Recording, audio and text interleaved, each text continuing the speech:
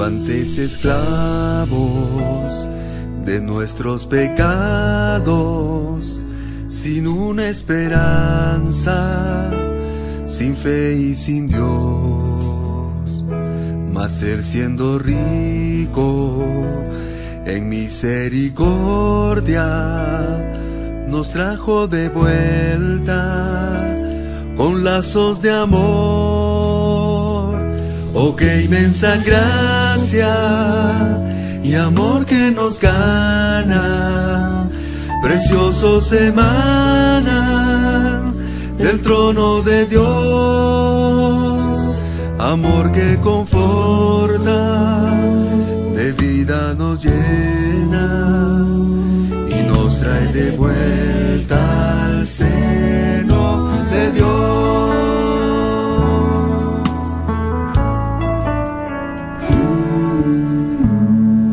Ahora a Cristo estamos unidos y Dios ha cumplido su plan y placer, traer a la tierra su grandioso reino, su trono y gobierno aquí establecer. Oh, qué inmensa gracia y amor que nos gana, preciosos emanan del trono de Dios. Amor que conforta, de vida nos llena y nos trae de vuelta al seno de Dios.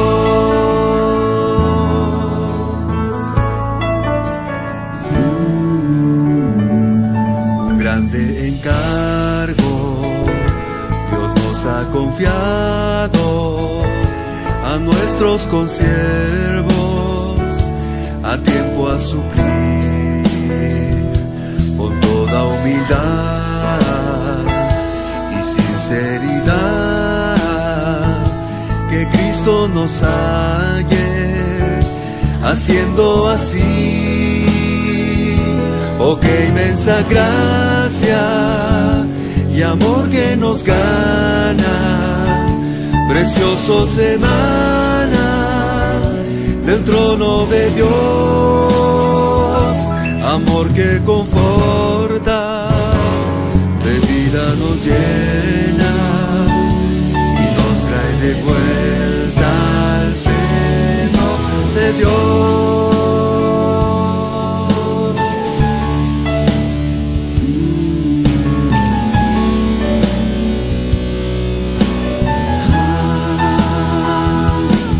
Inmensa gracia y amor que nos gana, preciosos emanan del trono de Dios.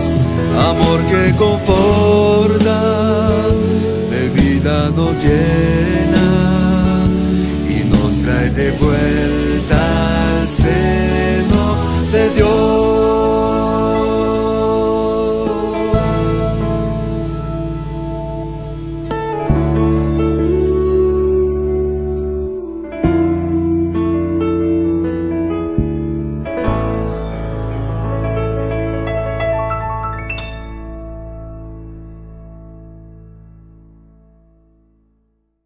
Hermanos, muy buenos días. Dios les bendiga en esta mañana. Damos gracias a Dios porque nos permite nuevamente estar con ustedes a través de estos medios. Damos gracias a Dios también porque nos ha dado una vida muy esplendorosa, es la vida de la iglesia. Aquí Dios está tratando con cada uno de nosotros y está llevándonos a experimentar su vida cada día más.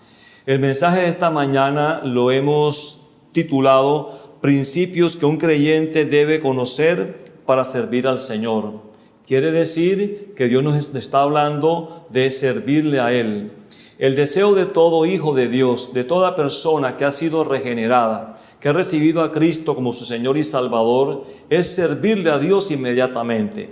Pero Dios en su sabiduría sabe que ese servicio muchas veces no va a ser de acuerdo a sus principios, Por lo tanto, Dios primero desea trabajar en nosotros, mostrándonos principios fundamentales para poder que nuestro servicio a Él sea un servicio agradable y conforme a su voluntad. En esta mañana vamos a narrar algunos casos del Antiguo Testamento y un caso del Nuevo Testamento donde podemos mostrar, o Dios muestra más bien, a través de su palabra, que el servicio realizado a Él, sin que cumpla los principios divinos, termina lamentablemente en muerte. Por eso vamos a compartir en el libro de Génesis capítulo 4 una porción muy conocida, que es la vida de Caín y Abel. Caín es el primogénito de Adán y Eva, y Caín es agricultor, labrador de la tierra, y Abel es un pastor de ovejas. Pero ¿qué ocurrió aquí? Cuando la ofrenda que llevó Abel a Dios, él la recibió con olor grato, le agradó la ofrenda de Abel, mas no así la ofrenda de Caín, y eso dañó el corazón, afectó el corazón de Caín, lo alteró al punto que sintió algo muy feo dentro de su corazón que lo llevó después a cometer un acto de violencia, de muerte. Pero la pregunta es, ¿por qué Abel brindaba al Señor el producto de su trabajo? Que él era un pastor de ovejas. Si nosotros volvemos al capítulo 3 del libro de Génesis, podemos ver allí la caída del hombre.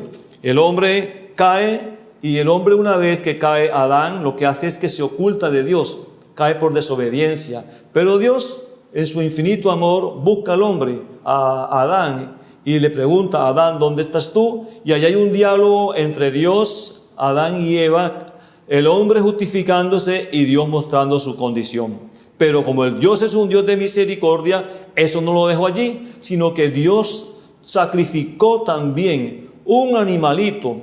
Y ese sacrificio de Dios con ese animalito era un sacrificio que estaba prefigurando la muerte de Cristo más adelante.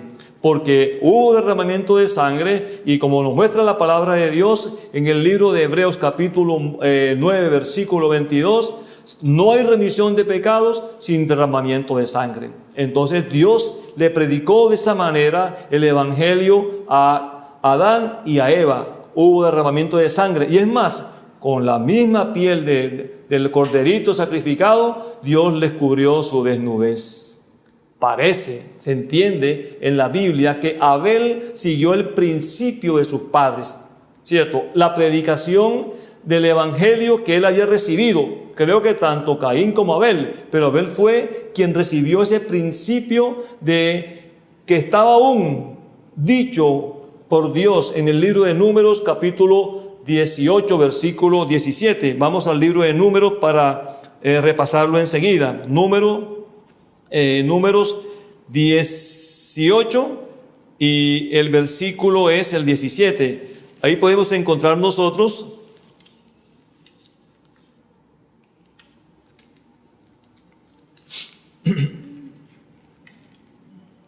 vamos a encontrar nosotros allí en Números 18, 17, dice: mas el primogénito de la vaca, el primogénito de oveja y el primogénito de cabra no redimirás, santificados son. La sangre de ellos rociarás sobre el altar y quemarás la grosura de ellos, ofrenda encendida en olor grato a Jehová. Esa era la práctica que hacía Abel. Mas Caín no siguió el conducto de la salvación que es propuesto por Dios por medio del derramamiento de sangre, que es la remisión de los pecados que cada uno de nosotros recibe. Lógicamente, que Caín siguió entonces fue por el camino de la carne caída, del hombre caído, presentándole a Dios un sacrificio producto de su trabajo y de su labor. Por eso no fue agradable a Dios. Como consecuencia de esta situación, ¿qué ocurrió? Que al ensañarse, el corazón de Caín fue al campo y levantó su mano contra su hermano, matándole, dándole muerte. Ahí vemos un caso. El no seguir el principio divino, el principio de Dios, terminó en muerte para Abel. Primer caso que Dios nos quiere mostrar en esta mañana. Un segundo caso que también podemos encontrar nosotros en el Antiguo Testamento se encuentra en el libro de Levítico. Vamos al libro de Levíticos. Ahí nosotros vamos a encontrar en Levítico, capítulo 8, vamos a encontrar allí nosotros la consagración de Aarón y sus hijos. Aarón, hermano de Moisés, y sus hijos, Nadab y Abiú, también habían sido consagrados al Señor. Entonces vayamos al libro de Levítico, capítulo 8, versículo 1, que dice: habló Jehová a Moisés diciendo: toma a Aarón y a sus hijos con él y las vestiduras, el aceite de la unción, el becerro de la expiación, los 2 carneros y el canastillo de los panes sin levadura. ¿Qué pasaba allí? Dios estaba preparando tanto a Aarón y a sus hijos para ser sacerdotes. Los estaba preparando para servirle a Dios conforme a su propósito, a sus principios. Y si seguimos leyendo más adelante, dice en el versículo 13, dice: después Moisés hizo acercarse los hijos de Aarón y los vistió las túnicas, les ciñó con cintos y les ajustó las tiaras, como Jehová lo había mandado a Moisés. Quiere decir que ya estaban recibiendo la investidura sacerdotal para poder prestarle o brindarle un servicio al Señor. Ese punto también es un punto que tenemos que ir nosotros teniéndolo en cuenta. Muy importante, hermanos, porque una vez que ocurre una consagración, quiere decir que nosotros debemos conocer los principios que rigen el propósito eterno de Dios. Eso está ocurriendo en el capítulo 8 del libro de Levítico. Si seguimos avanzando un poco más en el capítulo 9, vemos que Aarón también presentó ofrendas agradables a Dios. Las ofrendas que presentó Aarón a Dios fueron conforme a los principios establecidos por Dios, dados a Aarón por medio de Moisés. Entonces, en el capítulo 9, versículo 1 dice: en el día 8 Moisés llamó a Aarón y a sus hijos y a los ancianos de Israel, y le dio una serie de informaciones, unos requisitos para poder que la ofrenda presentada por Aarón y también en presencia de sus hijos fuese una herencia agradable completamente a Dios. Después de que Aarón hizo todo el procedimiento, Aarón y Moisés, en el versículo 23 dice: entraron Moisés y Aarón en el tabernáculo de reunión y salieron y bendijeron al pueblo, y la gloria de Jehová se apareció a todo el pueblo. Después que todo eso se hizo conforme al propósito de Dios, Aarón y Moisés bendicen al pueblo, y lo más importante es que se apareció también la gloria de Dios al pueblo. Pero en el versículo 24 dice: y salió fuego de delante de Jehová y consumió el holocausto con la grosura sobre el altar, y viéndolo todo el pueblo alabaron y se postraron en sus rostros. Quiere decir que el sacrificio, la ofrenda presentada por Aarón, ¿cierto?, delante de Moisés y en presencia de sus hijos, fue agradable a Dios. Tan agradable fue que dice que la presencia de Dios se manifestó en ese momento y que el pueblo alabó a Dios. Su rostro lo volvió a tierra, glorificando el nombre del Señor. Eso está clave allí en esa parte. ¿Qué pasó? Dios mandó fuego que consumió, fuego salido de Dios que consumió la ofrenda que había sido brindada por Aarón y había sido agradable a Dios.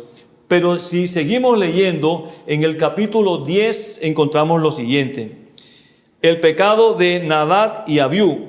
Nadab y Abiú, hijos de Aarón, tomaron cada uno su incensario y pusieron en ellos fuego, sobre el cual pusieron incienso y ofrecieron delante de Jehová fuego extraño que él nunca les mandó. Entonces, hermano, quiere decir que en ese momento Nadab y Abiú, que eran sacerdotes también, que habían sido ordenados por Dios a través de Moisés con todo el ritual que Dios había propuesto, tomaron sus incensarios y quemaron fuego extraño delante de Dios, delante de Jehová, que Él no lo había mandado hacer.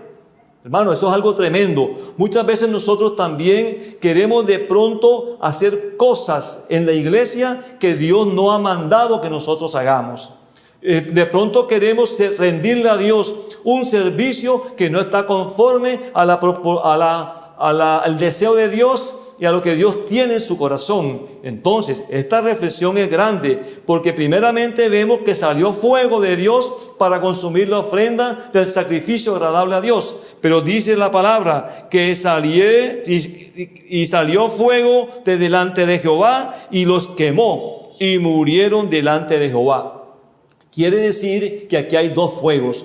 El primer fuego es de gratitud, de agradecimiento, y Dios lo aceptó. Pero el segundo fuego fue un fuego de castigo por no seguir los principios que Dios ya había establecido. Cómo se debía brindar el servicio al Señor. Hermanos, esto es grave, porque si nosotros lo leemos como algo histórico, no va a pasar nada en nuestra vida. Pero si Dios expone mi condición y expone mi servicio en estos tiempos en la iglesia, puede mostrarme algo muy grande, que de pronto yo he brindado a Dios un servicio que no ha sido agradable a Él. Gracias al Señor que Dios ha tenido tanta misericordia de nosotros, que aún estamos en esta tierra y aún seguimos sirviéndoles. Parece ser, leyendo más adelante, en el versículo 8, dice: y Jehová habló a Aarón diciendo: tú y tus hijos contigo no beberéis vino ni sidra cuando entréis en el tabernáculo de reunión, para que no muráis. Estatuto perpetuo será para vuestras generaciones.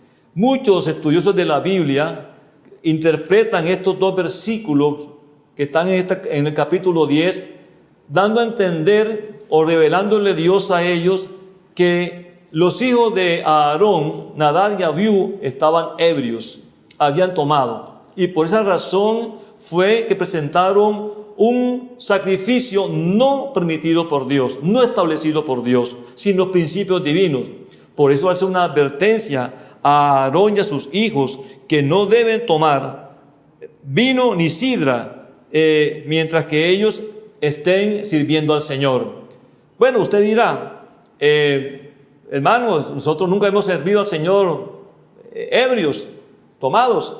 Eso es cierto, pero no se refiere al vino aquí, en nuestros tiempos, al vino embriagador, el licor. Se refiere al vino del mundo que posiblemente todavía está en nuestro corazón. Y este vino que está en nuestro corazón, podemos querer introducirlo en la iglesia, podemos querer traerlo a la iglesia como un servicio agradable a Dios, y esto a Dios realmente no le agrada en absoluto. Por lo tanto, debo tener mucho cuidado con el servicio que yo estoy prestándole a mi Señor, a Dios. Ese versículo 9 dice: no beberéis vino ni sidra cuando entréis en el tabernáculo de reunión, para que no muráis.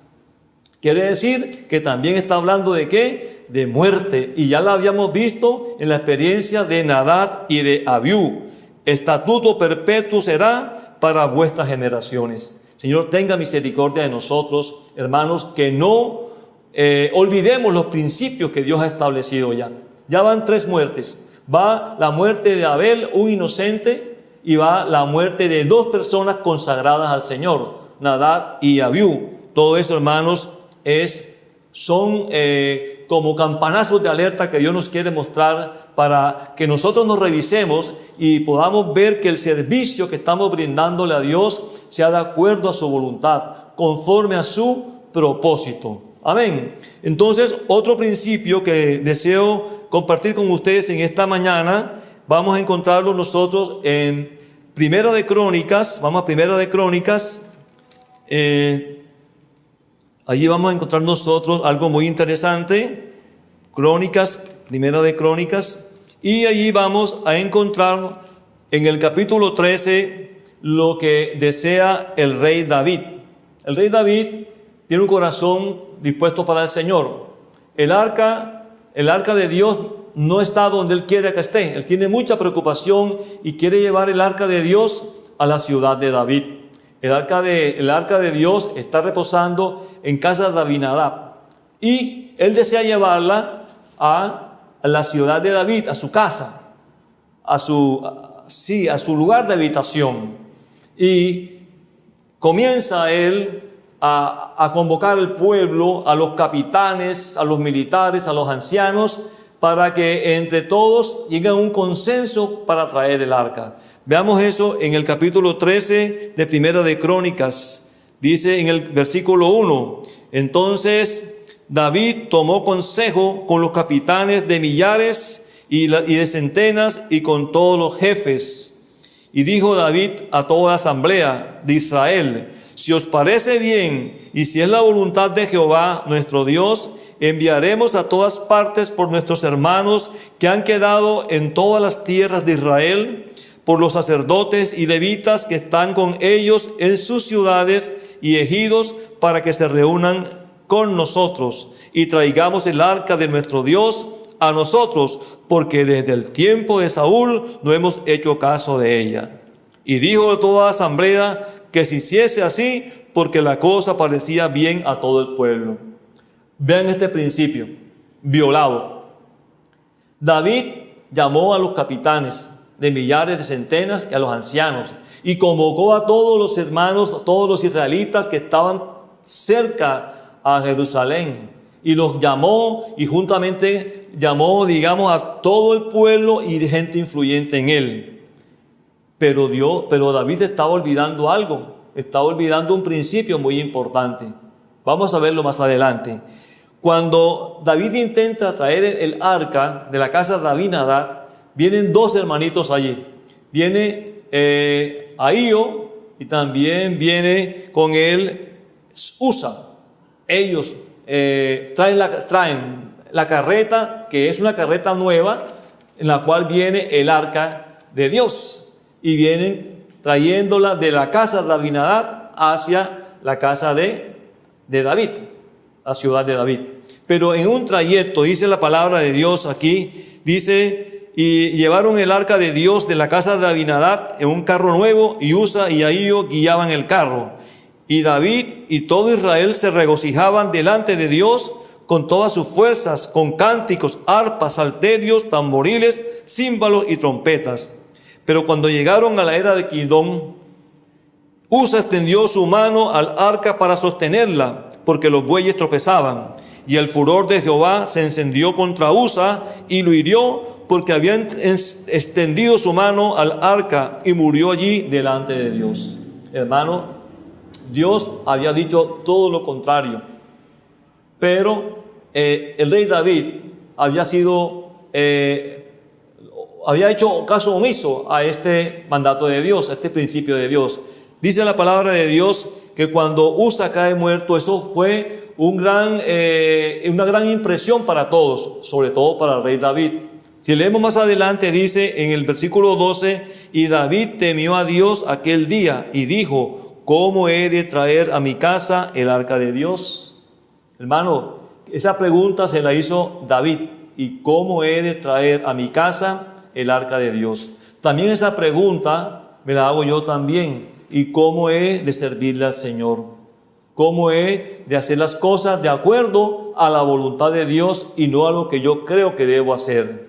Y a David le dio mucho miedo. Ya estaba viendo allí que Usa había muerto, ¿cierto? Y él le dolió mucho, al punto que llegó a llamarle ese lugar Pérez Usa, que quiere decir quebrantamiento, por el dolor que causó la muerte de Usa. Entonces David, muy sagazmente digo yo, desvió el destino del arca que iba a ir a su casa, a la ciudad de David, la desvió a casa de otra persona, de Obed-Edom. Y el arca llegó a casa de Obed-Edom y ahí duró un tiempo. Dice la palabra de Dios en el versículo 13, dice, y no trajo David el arca a su casa en la ciudad de David, sino que la llevó a casa de Obed-Edom Geteo. Y el arca de Dios estuvo con la familia de Obed-Edom en su casa 3 meses. Y bendijo Jehová esta casa, y esta casa fue muy próspera, y aún todos los hijos de Obed-Edom fueron muy bendecidos también por haber tenido en ese tiempo el arca en su casa. Hermanas y hermanos, qué importante es esto, tener la presencia de Dios en nuestro hogar, en nuestra familia. Qué importante es tener a Dios con nosotros todo el tiempo, porque es una gran bendición contar con la presencia de Dios en nuestro hogar, hermanos. Es importantísimo. Por eso en estos tiempos Dios habla mucho también de la familia y quiere que nos reunamos con la familia y aún invitemos familias también para que juntamente con nosotros sean bendecidas en nuestra casa. Amén. Entonces, seguimos avanzando nosotros acá en el capítulo 14, una vez que los filisteos, vamos a leer en el versículo 8, oyendo los filisteos que David había sido ungido rey sobre todo Israel, subieron todos los filisteos en busca de David, y cuando David lo oyó, salió contra ellos. Pero hay algo importante que quiero mostrar. En el mismo capítulo 14, pero en el versículo 10 dice: entonces David consultó a Dios, diciendo: subiré contra los filisteos, los entregarás en mi mano. Y Jehová le dijo: sube, porque yo los entregaré en tus manos. ¿Qué encontramos allí? Cuando el arca iba a ser traída de la casa de Abinadab hacia la ciudad de David, él consultó fue con hombres. Él consultó con los jefes de millares y de centenas, y con los ancianos y con el pueblo. ¿Y cuál fue el fracaso? Que murió Usa por querer ayudar a Dios, porque había un principio que estaba siendo violado. Pero ahora que los filisteos van a atacarlo, yo noto que David fue muy inteligente. Él consultó con Dios y Dios le dijo: no te preocupes, yo los entregaré en tus manos. Y así fue, porque se pudo llevar a cabo el principio divino de que se consultó con Dios antes de actuar y Dios respaldó. Qué gran enseñanza nos deja esto, hermanos. Una gran enseñanza. ¿Por qué? Porque nos está mostrando que todo cuanto nosotros hagamos tiene que estar ceñido a los principios de Dios. Cada vez que yo hago algo y usted hace algo por su voluntad, por su habilidad, por su conocimiento, por su destreza, usted puede que esté violando los principios de Dios. ¿Y qué va a llevar eso? Va a llevar un fracaso, va a llevar una pérdida. Aquí estamos viendo que hubo pérdidas humanas, pero gracias al Señor que en su misericordia en estos tiempos a nosotros, aún haberte presentado muchas veces un servicio no apropiado a Dios, violando sus principios, Dios por su misericordia aún nos mantiene aquí. Si vamos ahora al capítulo 15 también de Primera de Crónicas, David trae el arca a Jerusalén. Dice así: hizo David también casas para sí en la ciudad de David, y arregló un lugar para el arca de Dios y le levantó una tienda. Quiere decir que le dio un lugar principal al arca de Dios. Igualmente nosotros debemos darle un lugar especial a Dios en nuestra casa, en nuestra familia. Primeramente Dios, y después es el esposo, después es la esposa, después son los hijos. Aunque esto parezca un poco duro de decir, si yo le estoy dando la prioridad a la esposa o a los hijos o al negocio antes que Dios, estoy violando un principio. Dios quiere la preeminencia en todas las cosas. Dios es el primero para todo en la vida de un creyente. Pero eso es algo que Dios nos va a ir enseñando, nos va a ir direccionando a medida que nosotros conozcamos los principios de Dios. Sigamos leyendo un poco. Dice en el versículo 2: entonces dijo David: el arca de Dios no debe ser llevada sino por los levitas, porque a ellos ha elegido Jehová para que lleven el arca de Jehová y le sirvan perpetuamente. Ahora yo veo a un David que está reflexionando. Si nos vamos al libro de Deuteronomio, capítulo 10, versículo 8, vamos a ver Deuteronomio 10, 8. Dice lo siguiente, dice 10:8, dice: en aquel tiempo apartó Jehová la tribu de Leví para que llevase el arca del pacto de Jehová, para que estuviese delante de Jehová para servirle y para bendecir en su nombre hasta hoy. Quiere decir que después del fracaso, después de la muerte de Usa, entonces es cuando ahora David reacciona, tarde reaccionó, pero de todas maneras David al reaccionar corrige un error que había cometido. Ahora se va al principio que está en el libro de Deuteronomio 10:8. Los levitas son los encargados de llevar el arca. Por eso que el arca también tenía unas argollas por las cuales atravesaban las varas y los levitas debían llevarlas sobre sus hombros. Y David había montado el arca de Dios en un carro. Él pensó que porque la carreta era nueva estaba bien. No, estaba violando el principio de Dios. Entonces, hermanos, podemos ver esto, que hay una reflexión de parte de David y también hay una reflexión de parte mía y también de parte obras para el Señor, y no hemos reflexionado y no hemos meditado después. Oh Señor, lo que yo hice no fue de tu agrado. ¿Por qué sé que no fue de tu agrado? Porque no he tenido los frutos, no han habido los frutos que debió tener esa obra que yo hice. Debo arrepentirme entonces, debo volverme al Señor, debo decirle: Señor, perdóname porque no he actuado conforme a tu voluntad, conforme a tu propósito, sino he actuado conforme a mi carne, a mi parte natural, a mi habilidad. Hermanas y hermanos, esto es importante que nosotros lo meditemos en el Señor. Dice en el 15:13, dice: pues por no haberlo hecho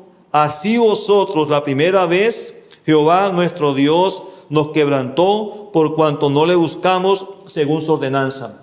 Da la impresión que David le está echando como la culpa a ellos, porque dice: por no haberlo hecho vosotros. Yo creo que debió haber dicho: por no haberlo hecho nosotros, porque él también estaba allí. No puede culpar a otra persona. Pero David lo hizo así está registrado en la Biblia. Pero gracias al Señor que nosotros podemos ver todos estos detalles y podemos analizarlos y podemos decir: Señor, ayúdame aún a ser honesto con las cosas que yo hago delante de ti, y no puedo culpar a los demás de mis errores también. Y en el 26 dice: y ayudando Dios a los levitas que llevaban el arca del pacto de Jehová, sacrificaron 7 novillos y 7 carneros. Ahí había un gozo tremendo, hay una gran alegría, porque se estaba haciendo las cosas según el principio de Dios. No era en una carreta tirada por bueyes, aunque era nueva. El arca de Dios debía ser llevada en los hombros de los levitas. ¡Qué gran lección! Hermanas y hermanos, yo creo que Dios quiere que yo revise también, y usted revise muchas cosas que hemos hecho para el Señor. Y si nos vamos al Nuevo Testamento, vamos al libro de Hechos, en el capítulo 5, versículos del 1 al 5, aquí hay una lectura muy interesante. Dice Ananías y Zafira.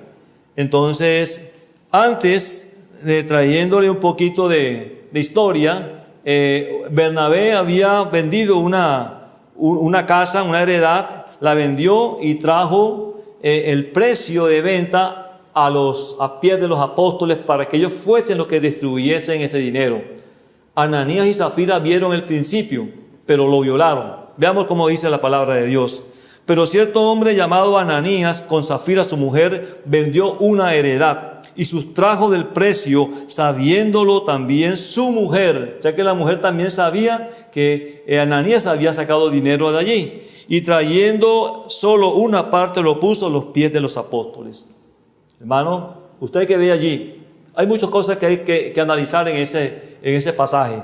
Sigamos leyendo. Y dijo Pedro: Ananías, ¿por qué llenó Satanás tu corazón para que mintieras al Espíritu Santo y sustrajeses del precio de la heredad? Habían mentido, creían que podían engañar al Espíritu Santo. Qué falla tan tremenda, qué error tan grande. Ellos pensaron que podían engañar al Espíritu Santo. Y la consecuencia del engaño al Espíritu Santo trajo muerte para ellos. Porque dice en el versículo 5, dice: al oír Ananías estas palabras, cayó y expiró, y vino un gran temor sobre todos los que le oyeron. Muerte. Tratar de engañar al Espíritu Santo, eso es imposible, hermanos. porque Él escudriña tu corazón. Él sabe lo que estamos pensando realmente. Si tú has sentido en tu corazón, si yo he sentido en mi corazón dar algo al Señor, lo doy con gozo y con alegría, sin retener nada para mí. Si me dice que ofrende, por ejemplo, que ofrende 100, doy 100 con alegría. Si dice 200, doy 200 con alegría. Si dice 50, 50 con alegría. Si me dice 10, 10 con alegría. Pero no tratemos de engañar, porque Él escudriña tu corazón, escudriña mi corazón, y Él sabe cuándo estamos dando con gozo y con alegría. Entonces, hermanas y hermanos, aquí vemos muerte. Muere Ananías. Y más adelante dice que pasado un lapso de como de 3 horas, sucedió que entró su mujer no sabiendo lo que había acontecido. Entonces Pedro le dijo: dime, ¿vendiste en tanto la heredad? Y ella dijo: sí, en tanto.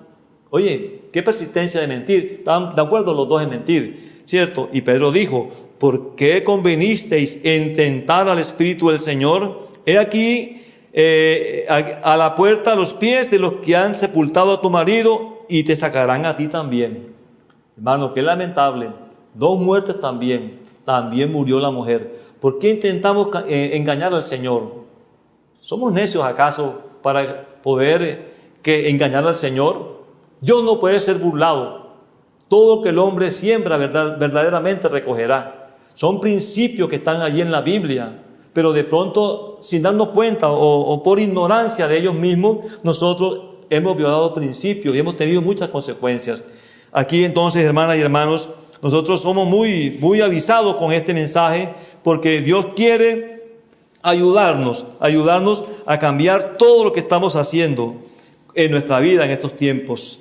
Hermanas y hermanos, Dios quiere que nuestro servicio sea un servicio agradable a Él, de acuerdo a sus principios. Lo que se ha narrado hasta ahora son narraciones muy verdaderas, lógicamente, que están en la Biblia, pero tienen un fondo de tener temor, porque si no estoy moviéndome de acuerdo a los principios de Dios, puedo acarrear muerte. Yo creo que Dios en su misericordia en estos tiempos no ha permitido que tengamos muerte física, pero sí hay muerte espiritual, ¿cierto? Si hay muerte espiritual, hay sequedad, porque hemos violado los principios de Dios. Estamos viviendo en la iglesia, sí, en la vida de iglesia, hermosa la vida de iglesia, pero yo me siento seco, yo no fluyo, yo no me animo, yo no exulto al Señor, yo soy mecánico, yo soy muy pasivo. Entonces, yo no estoy diciendo que usted lo sea. Posiblemente hemos hecho algo que no ha agradado al Señor y hemos violado los principios de una forma o de otra. Aquí, en estos casos narrados, muere Abel, muere Nadab y Abiú, muere Usa y muere Ananías y Zafira. Violación de principios divinos. Bendito sea el Señor. Gracias, Señor, porque tú nos muestras todas estas cosas. Y nosotros debemos aprender de la enseñanza que Dios nos da. Aún creo que hay un versículo que estaba analizando, que está en el libro de Juan, capítulo 8,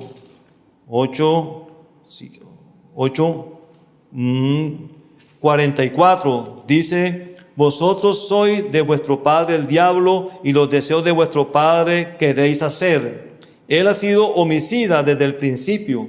O sea que cada vez que nosotros violamos los principios de Dios, estamos dándole a Satanás la oportunidad de que robe almas. Ya, él ha sido homicida. Él es el que se satisface cuando nosotros violamos los principios de Dios, y esa violación trae muerte. En aquel caso narrado fue muerte física, pero también puede ser muerte espiritual para cada uno de nosotros. Entonces dice: y no ha permanecido en la verdad. Es mentiroso, porque no hay verdad en él. Cuando habla mentira, de lo suyo habla, porque es mentiroso y padre de mentira. Ahí está reflejada la situación de una persona, de un creyente, ¿ya?, que viola los principios de Dios. Satanás, el enemigo de Dios, ahí toma ocasión y lo agarra y lo sujeta, y ahí opera en la vida de esta persona. Bueno, hermanos, esa porción espero que haya sido clara. Pero también quiero compartir un poquito más que está en el libro de Juan 7, 7, 37, 38, Juan 7, dice, río de agua viva, es la porción que dice aquí. Dice, en el último y gran día de la fiesta, Jesús se puso en pie y alzó la voz diciendo, si alguno tiene sed, venga a mí y beba. Bueno, vamos a aprovechar un poquito de agua. Si alguno tiene sed, venga a mí y beba. El que cree en mí, como dice la Escritura, de su interior correrán ríos de agua viva. Entonces, cuando nosotros estamos ahora en el tiempo presente en la iglesia, nosotros deseamos mucho la presencia del Espíritu Santo. Nosotros queremos sentir la presencia del Espíritu Santo como una manifestación, como algo poderoso, como algo que se puede ver. Pero bueno, en realidad la principal manifestación del Espíritu Santo en nuestra vida es la transformación que Él está haciendo en cada uno de nosotros. Porque nuestro vivir está siendo transformado por el poder del Espíritu Santo.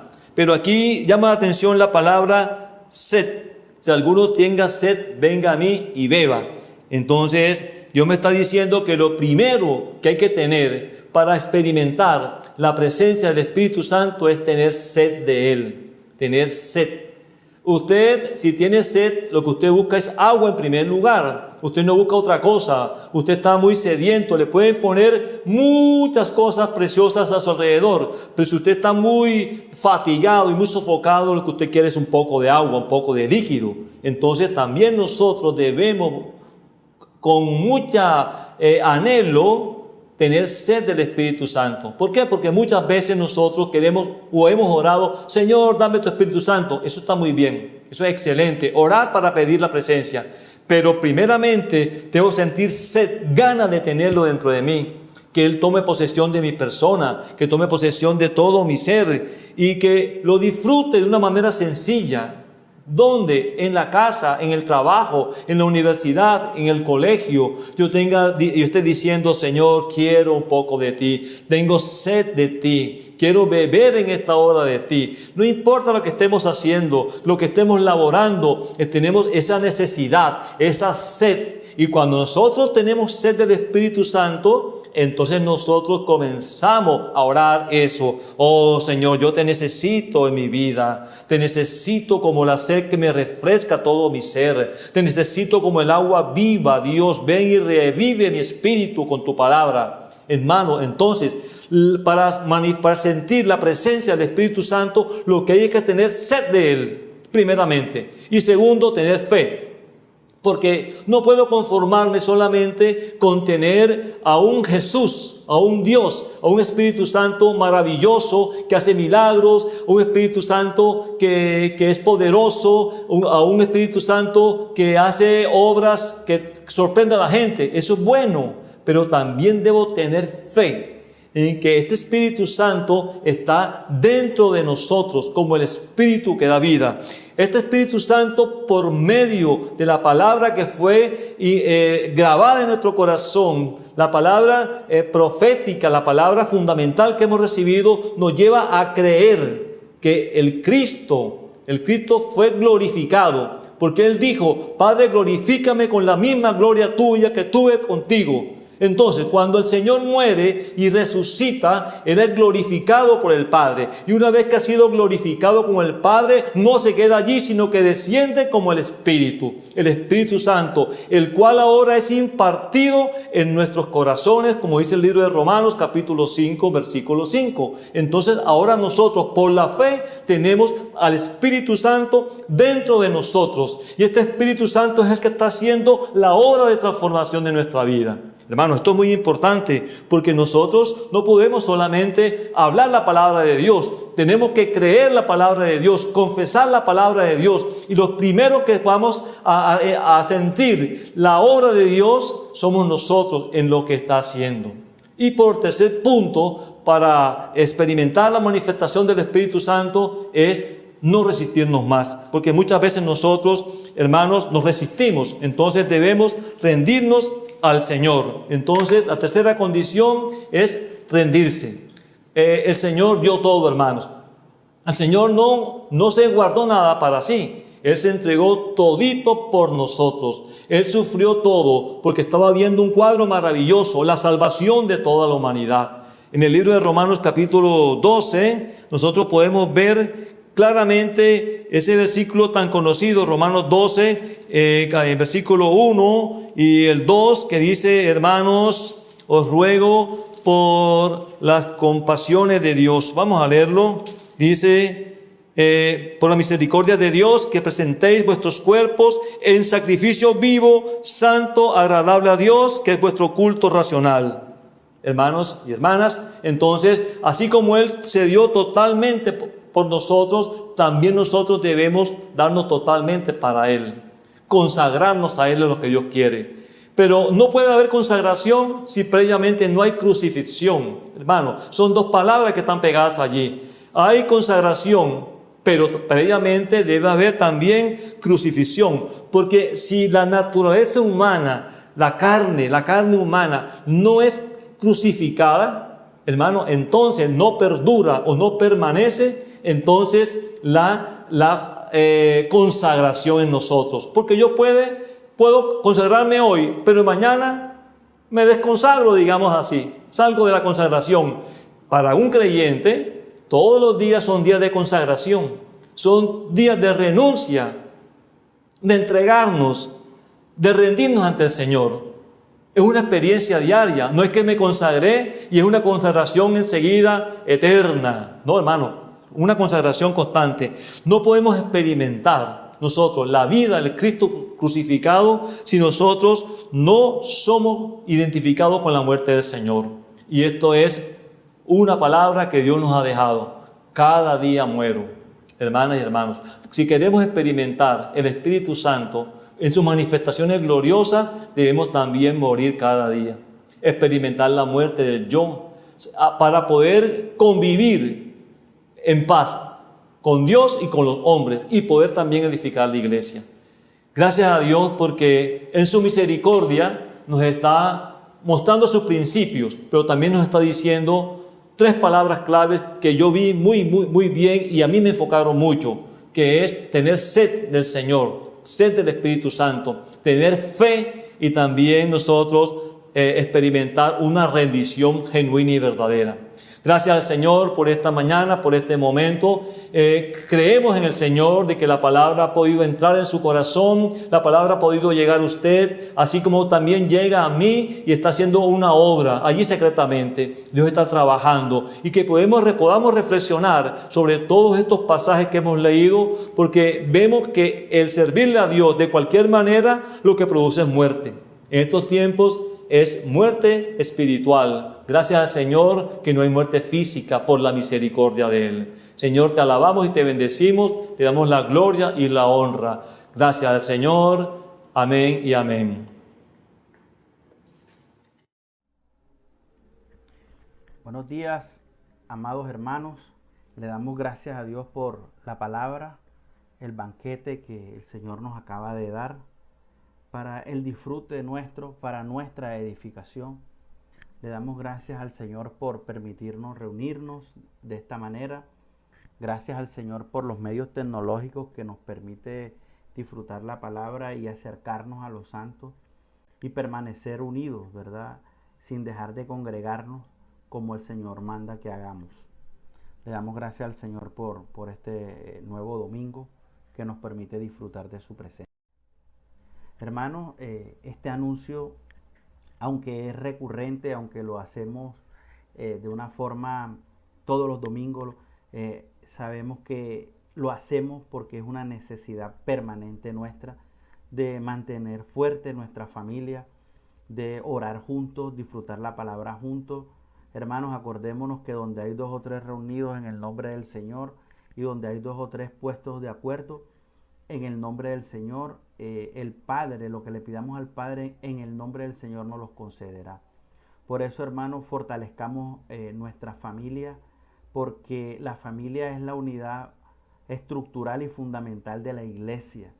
Si tenemos familias fuertes, tendremos iglesias fuertes. Y lo que fortalece a nuestra familia es nuestra comunión con Dios.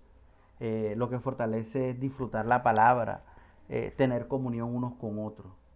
Amén. Entonces, hermanos, no dejemos debilitar nuestra familia y fortalezcamos nuestro altar familiar. Hermanos, recordemos las reuniones, los viernes, la reunión de oración. Esta reunión es el motor de la vida de la iglesia, porque por medio de ella, amados hermanos, todos los proyectos y todos los planes, todo lo que comencemos, va a ser bendecido para gloria y honra del Señor. Los sábados tenemos la reunión ministerial a las 7 de la noche. Los domingos, como estamos en este momento en la reunión de la palabra profética a partir de las 9, y ya a las 10, como vamos a hacer ahorita, comienza la cena del Señor y la mutualidad. Y los domingos, la reunión de niños, que hoy va a tener un anuncio muy especial. Hermanos, bendigamos a nuestro Señor Jesucristo con nuestros bienes. La palabra dice que donde está tu tesoro, ahí estará tu corazón. Entonces, hermanos, si nuestro tesoro está en el reino de los cielos, es dar, nunca llegará a ser un esfuerzo, sino que lo haremos con gozo y sembraremos para el reino de los cielos. Allá ni el orín ni la polilla corroen, sino que al contrario, los mejores intereses que podemos tener están cuando sembramos en el reino de los cielos.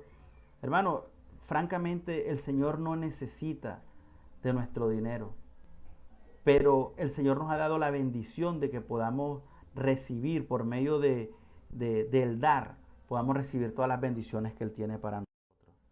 Hay una oportunidad excelente, es que podamos dar por medio de este proyecto Grano de Arena, amados hermanos, donde el Señor permite que nosotros avancemos. Ya estamos llegando a la culminación gracias al apoyo de cada uno de nosotros, pero tengamos en cuenta que cada peso, que cada centavo, que cada grano cuenta para que logremos alcanzar la meta que nos hemos trazado en el Señor.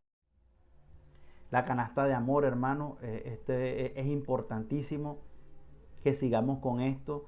A veces se nos olvida, pero recordemos que nuestros hermanos también necesitan ser suplidos. Hay muchos que a causa de lo que estamos viviendo no han podido tener una labor estable, y este es un medio que el Señor nos da para que podamos suplirnos los unos a los otros.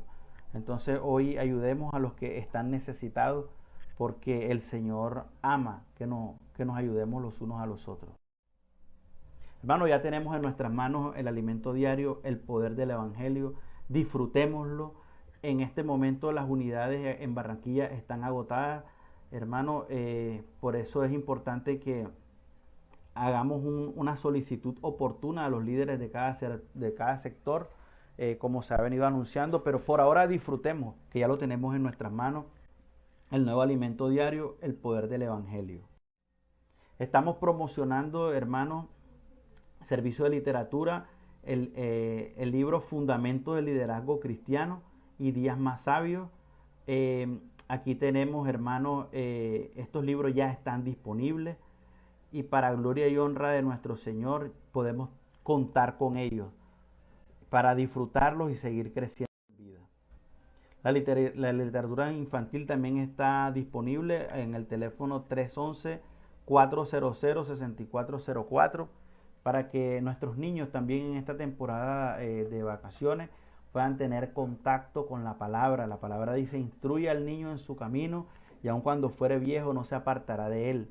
Estas lecturas son sanas e inducen a nuestros niños a tener contacto con la palabra y también con la lectura, para que de pronto no estén tan pegados a las terminales electrónicas, tablets, smartphones, computadores, sino que más bien tengan un contacto directo con la lectura, para que puedan desarrollar este hábito importante que se está perdiendo entre nosotros, pero que nosotros podemos lograr que nuestros hijos puedan tener contacto con él. A los jóvenes, los adolescentes, perdón, se les anuncia que ya no habrá reuniones, sino hasta un anuncio que reciban a comienzo del próximo año, luego de las conferencias en Brasil, porque del 7 al 11 de enero de este 2021 hay conferencia de Generación Santa por la fe. Hermano, las inscripciones hasta el 22 de diciembre están estarán, o sea, el 22 de diciembre será este martes. Y aquí tenemos el link que aparece aquí en inscripciones, http://eabeventos.app.login. Ahí nos podemos inscribir. Y los niños tienen ahora a las 11 de la mañana la transmisión en vivo de la última reunión que ellos van a tener del año. Será en vivo, hermanos, desde las granjas con todas las maestras de niños. Entonces conectémonos por el canal de YouTube. Será algo hermoso, no se lo pierdan, niños. Ojalá que los mayores también podamos acompañarlos para que hagamos parte de este proceso que el Señor quiere que tengamos para nuestros niños. En el nombre de nuestro Señor Jesucristo. Gracias al Señor por nuestros niños. Hermanos, sigamos guardando obviamente los protocolos de bioseguridad, las reuniones de pastoreo.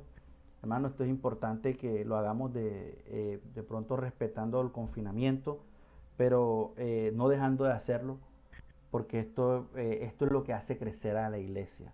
La iglesia crece en las reuniones de familia, así como hacía la iglesia primitiva. El Señor nos ha dado esta visión y este es el evangelio del reino. El evangelio del reino no se predica a las masas, sino en grupos pequeños, ¿verdad? Donde los hermanos son pastoreados, cuidados y son edificados por medio de la palabra. El servicio de oficina continúa de lunes a viernes de 9 de la mañana a 5 de la tarde. Y ahí podemos estar atendiendo todas las necesidades con relación a literatura y todo lo que el Señor nos permite que podamos solucionar. Peticiones de oración y ayuda espiritual. Hermanos, tenemos este correo disponible. Estamos en tiempos difíciles. Esto no es fácil, hermanos. Y necesitamos orar los unos por los otros. Entonces, si hay peticiones de oración, no dude en contactarnos por medio de este correo que el Señor, en el nombre del Señor, estaremos revisando y orando por tu petición para que el Señor sea obrando conforme a su... Hola, un saludo especial para todos los niños y niñas. Tenemos una sorpresa para ustedes. Por eso no se pueden perder la última reunión del año. Este domingo a las 11 de la mañana por nuestro canal de YouTube. Próximamente te mandaremos el link. Bendiciones. Y ahora disfrutemos de la cena del Señor. Limpiémonos nosotros delante de su presencia. La palabra dice que pruébese cada uno a sí mismo, dice la palabra. Es una oportunidad cada domingo que el Señor nos da de limpiarnos para poder tener comunión con Él, para estar sentados a la mesa con el Padre. Jesucristo es el Señor y disfrutemos de su palabra. Amén.